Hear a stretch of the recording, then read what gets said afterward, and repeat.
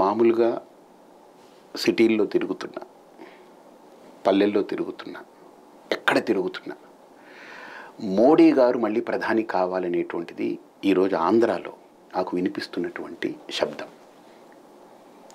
Across the cast, కమ్మవారి సామాజిక వర్గంలోనూ ఉంది, రెడ్డి సామాజిక వర్గంలోనూ ఉంది, విచిత్రం చెప్తాను, కాపు సామాజిక వర్గంలో, ఈ మూడు పార్టీలే కదా ఇక్కడ ప్రధానంగా ఉన్నాయి.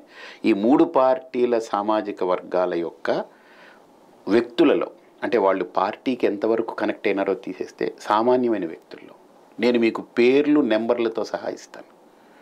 మనకు మోడీ గారు ప్రధాని అయితేనే ఈ దేశం సురక్షితంగా ఉంటుంది. నేను ఎందుకు అని అడిగితే వాళ్ళందరూ ఒకటే మాట చెప్తున్నారు, మిగతావన్నీ పక్కన పెడదాం, ఒక బాంబు దాడి లేదు, కాశ్మీర్ తీసుకొచ్చి పెట్టారు, ఇదే చెప్తున్నారు. వాళ్ళు గుడి కట్టారు లేకపోతే ఇంకోటి చేస్తున్నారు, అవన్నీ తర్వాత సంగతి. అసలు మనం సేఫ్టీ జోన్లో ఉన్నాం. ఇప్పుడు ఎవరు ఫ్రీలు ఇచ్చినా, నేను మొన్న అదే నా స్పీచ్లో కూడా చెప్పాను, అందరూ ఫ్రీలు ఇస్తున్నారు, కానీ జీవితం కూడా అంత సురక్షితంగా ఉంటేనే ఇచ్చిన ఫ్రీలు అనుభవించాలి. ఆడు మనకు అన్ని ఫ్రీలు ఇస్తున్నారు, ఎవడో వచ్చి బాంబులు వేసి చంపేస్తే ఈ ఫ్రీలు ఎవడు అనుభవిస్తాడు కదా. అసలు సేఫ్టీ ముందు ముఖ్యం కదా. ఫ్రీలు ఇచ్చింది అనుభవించడానికి బతికుండాలిగా మనం. ఆ బ్రతుకునిచ్చింది, ఆ బ్రతుకుకి ఈరోజు ఆలంబనగా నిలబడింది మోడీ గారి యొక్క నేతృత్వంలో ఒక పటిష్టమైనటువంటి ప్రభుత్వం. దీన్ని మీరు నేను చెప్తున్నాను, మీరు ఎంక్వైరీ చేయండి. అక్రాస్ ద క్యాస్ట్ ఆంధ్ర రాష్ట్రంలో మోడీ గారు ప్రధాని కావాలనేటువంటి బలమైనటువంటి ఫీలింగ్స్ ఉన్నాయి.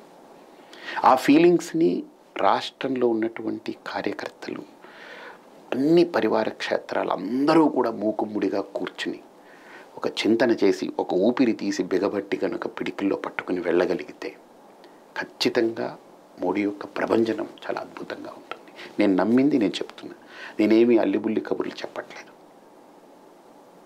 రేపు పార్లమెంట్ అసెంబ్లీ రెండూ కలిపి జరగబోతున్నాయి.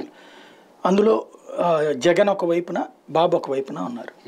భారతీయ జనతా పార్టీ ఈ రెండు టఫ్ ఫైట్ ఈ దఫా బిగ్ బుల్స్ వీటి మధ్యలో నలుగుతుందా, ఏదో ఒక సైడ్ తీసుకుంటుందా? నాకు తెలిసి మనం వేచి చూడాల్సిన అంశం ఏంటనంటే, నేను